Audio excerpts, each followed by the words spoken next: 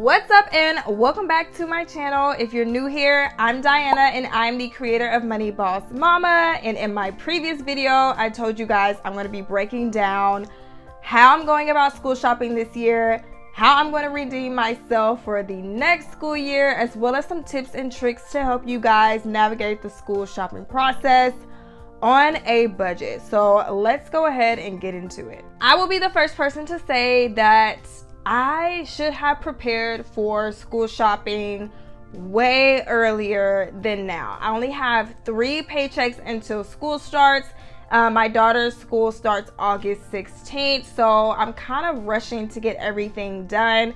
I do have a sinking fund, but it only has $11 in it. So needless to say, I kind of dropped the ball on this one. I let everything else that was going on, like down payment fund and the thing that I had to handle that was costing a couple $1,000s, kind of take precedence over me making sure that my baby has everything that she needs for school. So at first I want to break down how I'm going about it so it's not taking such a huge toll on my budget. So since I only have 3 paychecks left until school starts, I am going to break it down kind of in equal amounts. So I set a budget of $500, and this is based on how school shopping normally goes. I typically create a budget based off of hopeful wish thinking. What do they call it? Wishful thinking. And I always come over budget because I know the amount that I set is too low. Uniforms are super expensive, and so that's normally the bulk of the budget right there. So I wanted to make sure that this time around I had enough to cover uniforms in its entirety, so I don't have to feel like crap for coming over budget.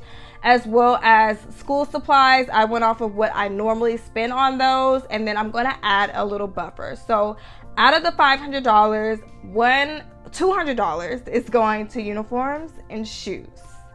$150 is going to school supplies, and then there's going to be a $50 buffer to absorb any overage that I have. I am hoping to come under budget, but my daughter, she is getting older, and I just want to make sure that I have enough to cover everything so we're not in Walmart arguing like we typically are. And I will also say that I don't know if you guys have noticed, but recently it seems like everything has gone up in price. I know that the cost of inflation has gone up recently from what I was reading and what I was hearing, but it was like a wham, double whammy. We can go back outside and everything is super expensive. So that's also part of me setting this $500 balance.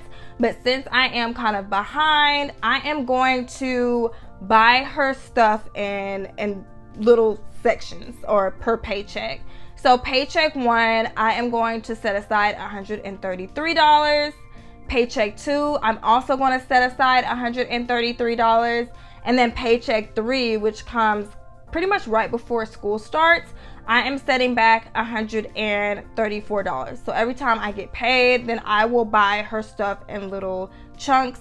That way I can make sure that we have everything set and ready to go before school starts, so we are not scrambling last minute. Now to redeem myself for the 2022-2023 school year, this is how I'm going to be proactive and start saving a lot earlier.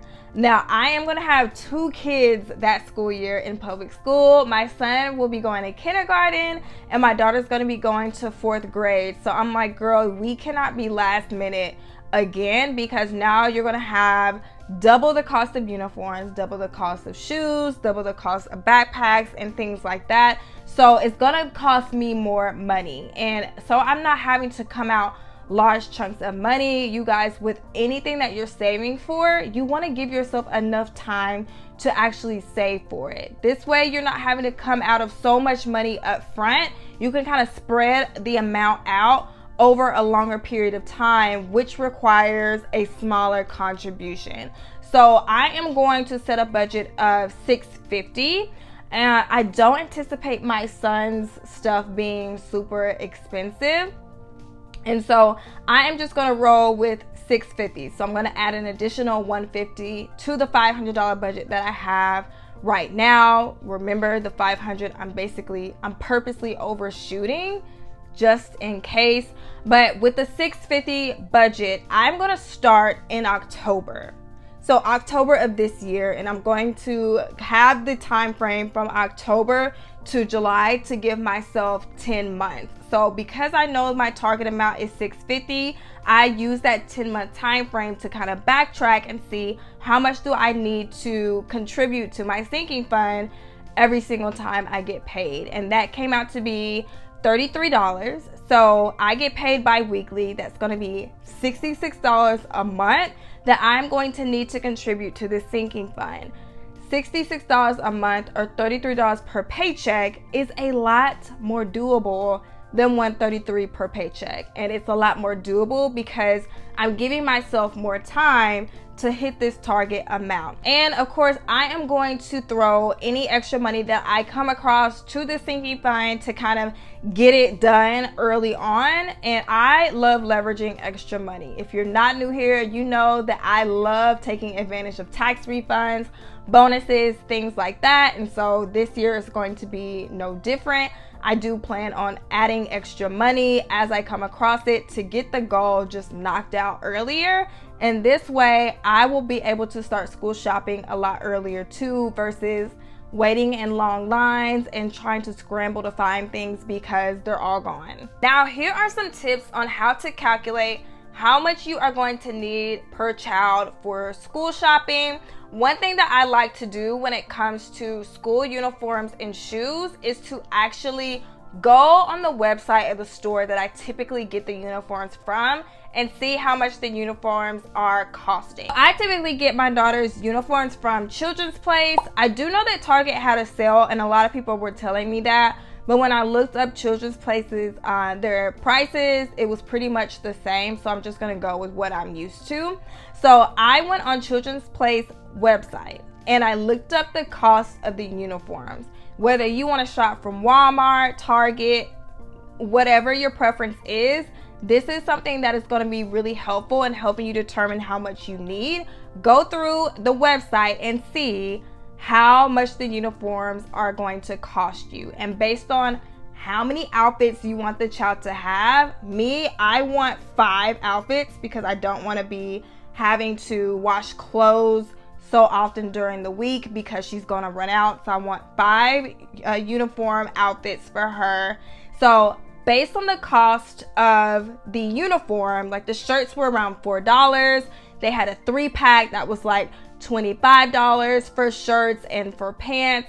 I went ahead and calculated, okay, so if I need 5 outfits and then the shirts are $4, and if I get a pack it's $25, then this would fit within X amount of money. When it comes to shoes, obviously you want to take inventory of what you already have and how much room that child has to grow in those shoes. We all know during the school year they grow like weeds, and so if something is fitting them too perfectly, you're probably going to need to purchase a new item, whatever that item is. And so I know that for my daughter, she needs at least 2 pairs of shoes that she can grow into throughout the school year. And I typically get her shoes from the Nike outlet store because they always have a sale. When I go in there, I don't even look at the other shoes. My eyes go straight to the shoes that are right above the red sticker price because those are the cheapest ones, and it's typically like $24.99. And since I want her to have at least 2 pairs of shoes, I pick up 2 pairs of those. So that runs us about maybe $60 after taxes. And so that's going to be part of my $200 budget as well. And also when it comes to supplies, you want to take inventory of obviously what you already have that the child can use. Like my daughter, she already has scissors and she has glue sticks already. And I will say, I know some schools want brand new supplies, which is understandable. So the markers that your child already has, they probably won't take that because it needs to be in a new pack But if you can get access to your school supply list, this will be helpful because you'll know exactly what it is that your child needs, what you already have, and what you are needing to go out and prepare for. And same thing with the clothes. You can go on the website and see how much each item is costing.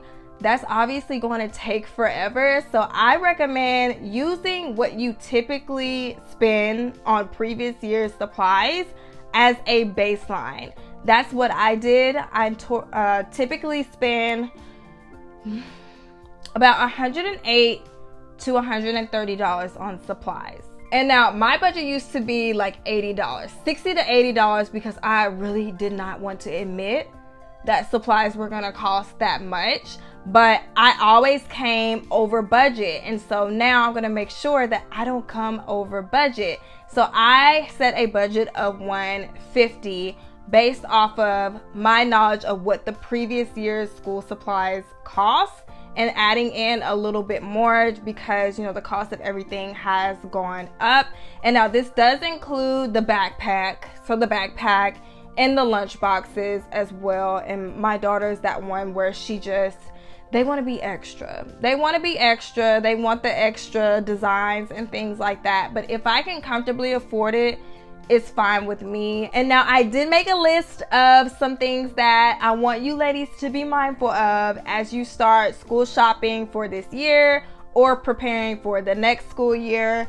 And so obviously you're going to want to prepare for uniforms. So uniforms, you're going to want to prepare for shoes. And I will say with uniforms and shoes, y'all, please remember that cheap is not always better. I tried to go that route, and I did go that route previous years because that's all I could afford, you know? So I tried to buy her Walmart shoes, and the Walmart shoes only lasted like 1 month. They were tore up. The sole was coming out. And so I really tried to save a few bucks, but I ended up out of more money because I had paid for the Walmart shoes, and then I had to go and just get the Nikes I should have gotten anyway.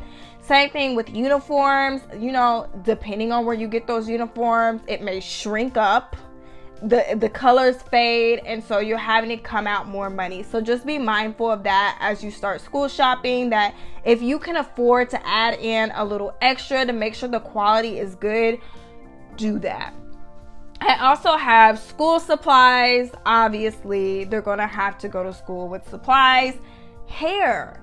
For little girls, especially little black girls, we all know that the beginning of the school year, the first day of school, you come in, you got your fresh supplies. You want your hair to look good too. And I remember being a little girl, and it was just a big deal to get your hair done for the first day of school or the first week, and they deserve to feel good about themselves and their hair. So if you're not doing their hair, maybe save up a little extra money or set a little extra aside so that they can get their hair done, so that they can look and feel nice too.